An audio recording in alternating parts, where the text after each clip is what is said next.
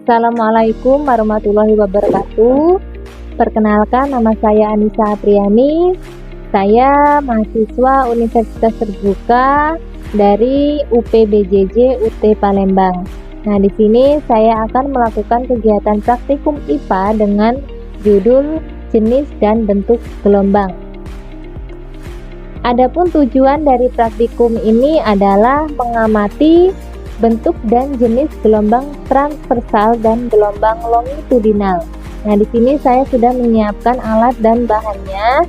Yang pertama ada slinky, yang kedua ada kabel listrik, dan yang ketiga ada karet gelang. Mari kita lakukan percobaan.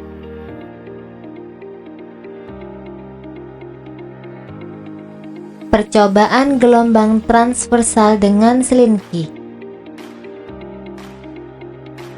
Percobaan gelombang transversal dengan slinky dan di tengahnya ada karet gelang. Percobaan kedua, karet gelang saya ikatkan di tengah-tengah slinky.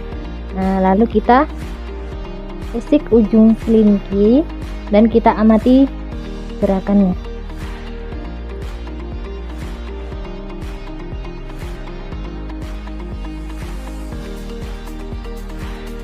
Dari percobaan yang saya lakukan, ternyata karet gelang berpindah posisi ya.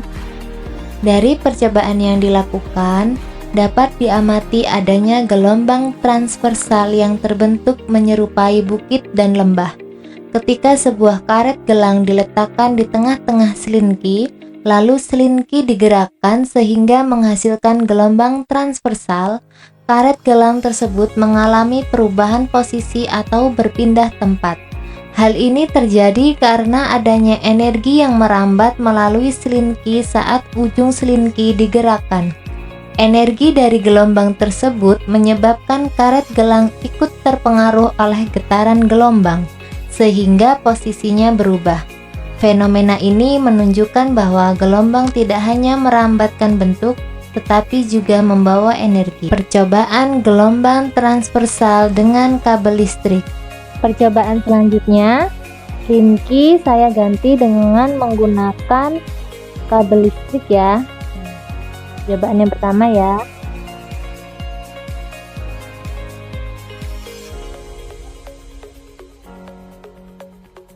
Percobaan gelombang transversal dengan kabel listrik dan di tengahnya ada karet gelang.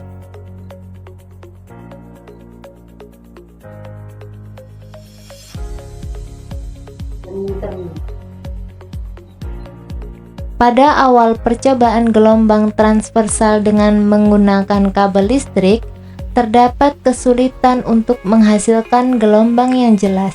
Namun, setelah beberapa saat, bentuk gelombang transversal mulai terlihat dengan pola menyerupai bukit dan lembah. Ketika sebuah karet gelang diletakkan di tengah kabel, kemudian gelombang transversal dibentuk, karet gelang tersebut mengalami perubahan atau perpindahan posisi.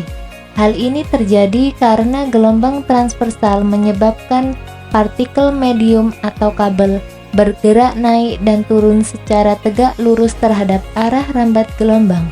Getaran pada kabel ini menimbulkan gaya pada karet gelang, sehingga karet gelang tersebut ikut bergetar atau terdorong dari posisi semula. Percobaan gelombang longitudinal.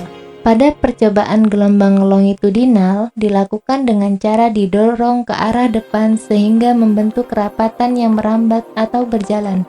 Semakin cepat gerakan, maka semakin banyak kerapatannya.